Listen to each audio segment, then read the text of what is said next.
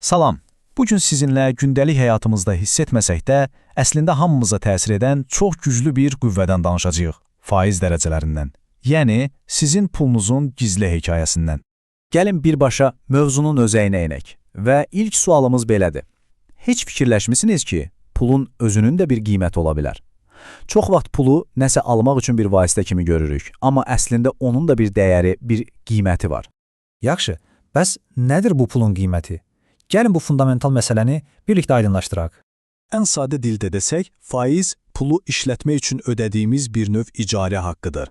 Təsəvvür eləyin, evi kirayələyəndə necə aylıq ödəniş ediriksə, kiminsə pulunu borc alanda da onun istifadəsi üçün faiz ödeyirik. Müasir iqtisadiyyatda buna sərmayənin qiyməti də deyirlər. Baxın, bu çox maraqlıdır. Faiz əslində iqtisadiyyatın mühərriki kimidir. Necə? O pulunu yığıb kənara qoyan insanlarla, yəni əmanətçilərlə, o pula ehtiyacı olan sahibkarları bir-birinə bağlayır. Beləliklə, bir küncdə atlı qalan pullar işə düşür, iqtisadiyyata hərəkətə gətirir, yeni layihələr, yeni iş yerləri yaranır. İndi isə gəlin məsələni biraz da özümüzə, yəni Azərbaycan iqtisadiyyatının reallıqlarına doğru çəkək. Bizim üçün bu bir növ inflyasiya və dollar üçbucağı deməkdir. Deməli, bizim iqtisadi səhnəmizdə 3 əsas oyunçu var. Birincisi, inflyasiya, yəni hər şeyin qiymətinin qalxması. İkincisi, dolların məzənnəsi, çünki ölkəyə gələn malların çoxu dollarla alınır. Və üçüncüsü, faiz dərəcəsi, hansı ki, pulumuzun dəyərini o biri iki faktordan qorumağa çalışır. Bu üçü bir-birinə zəncir kimi bağlıdır. Məntiq çox sadədir, elə deyilmi? Ölkəyə gətirilən telefonlar, paltarlar, hətta bəzi ərzaqlar belə xaricdən dollarla alınır. Elə ki, dollar qalxdı, o dəqiqə həmin məhsulların manatla qiyməti də artır. Vəssalam, bu da sizə inflyasiya. Yaxşı, bəs bu qədər mürəkkəb bir üçbucağı, bu tarazlığı kim idarə edir? Cavab Mərkəzi Bankdır və onun da əlində çox güclü bir alət, bir növ iqtisadiyyatın pultu var. Mərkəzi Bank adətən iki vəziyyətlə mübarizə aparır. Biri odur ki, iqtisadiyyat həddindən artıq qızır. Yəni, hamı çox pul xərcləyir, tələbat artır və qiymətlər sürətlə qalxır. O biri vəziyyəti isə iqtisadiyyatın durğunlaşmasıdır.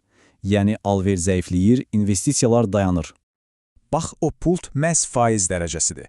İqtisadiyyat qızanda Mərkəzi Bank pultun düyməsini basır və faizləri qaldırır. Bu zaman kredit götürmək bahalaşır, pulu xərcləmək əvəzinə banka əmanət qoymaq daha sərfəli olur. Beləcə, bazar biraz soyuyur. Əksinə, iqtisadiyyat durğundursa, faizləri aşağı salır. Kreditlər ucuzlaşır, insanlar və şirkətlər daha çox xərcləməyə başlayır, bazara bir növ can suyu gəlir. Bəlkə də düşünürsünüz ki, bütün bunlar sırf yerli məsələlərdir. Amma heç də elə deyil. Bilirsinizmi, millərlə kilometr uzaqda, Amerikada verilən bir qərar bizim hər birimizin cibinə birbaşa təsir edə bilər. Gəlin görək bu necə baş verir. Məsələ ondadır ki, dünyanın əsas pulu dollardır və ABŞ-ın Mərkəzi Bankı, qısaca FED, faiz dərəcələrini artıranda bütün dünyadakı investorlar üçün dollar saxlamaq daha cəlbedici olur. Nəticə, dollar bütün digər valyutalara qarşı qlobal səviyyədə güclənir. Bu qərarın dalğası gəlib bizə də çatır. Böyük pullar, yəni kapital, Azərbaycan kimi ölkələrdən çıxıb, daha sərfəli olan ABŞ-a axmağa başlayır. Bu, bizim manata təzyiq yaradır və dolların bahalaşmasına səbəb ola bilir. Nəticədə də yenə qaydırıq eyni yerə. İdxal etdiyimiz malların qiyməti artır. İndi isə hər birimizin mütləq bilməli olduğu çox vacib bir məqama gəldik. Bilirsiniz, bankın bizə reklam etdiyi faizlə bizim əslində qazandığımız faiz eyni şey deyil. Buna nominal və real faiz fərqi deyilir.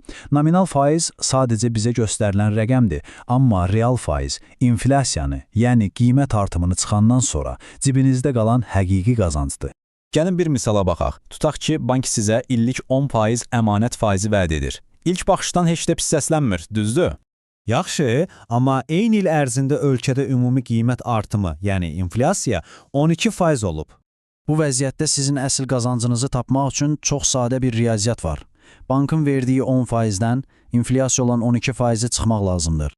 Və nəticə açığı şok edicidir. Mənfi 2%. Bu nə deməkdir? Bu o deməkdir ki, siz pul qazanmaq bir yana, əslində pulunuzun alıcılıq qabiliyyətinin 2%-ni itirmisiniz. Ona görə də həmişə vacib olan məhz bu real faizdir.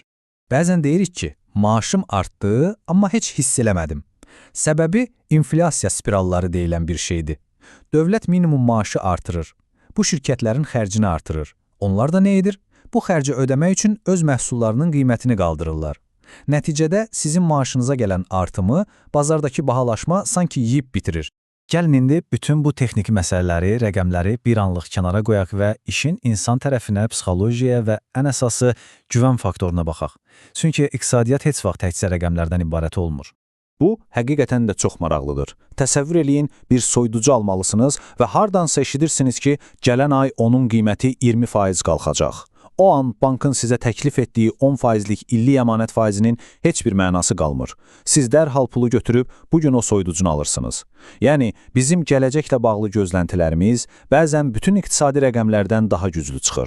Və bu da bizi əsas fikrə gətirib çıxarır. Bu cümlə əslində hər şeyi o qədər gözəl ifadə edir ki, iqtisadiyyat sadəcə rəqəmlər deyil, həm də insan davranışları və güvəndir. İnsanların sabah olan inamı bəzən Mərkəzi Bankın qəbul etdiyi ən ağıllı qərarlardan belə daha təsirli ola bilir.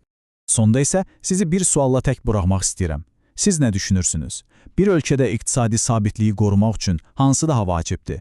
Mərkəzi Bankın təyin etdiyi düzgün faiz dərəcəsi, yoxsa insanların iqtisadiyyatının sabahına olan sadəcə güvəni? Düşünürəm ki, bu barədə düşünməyə dəyər.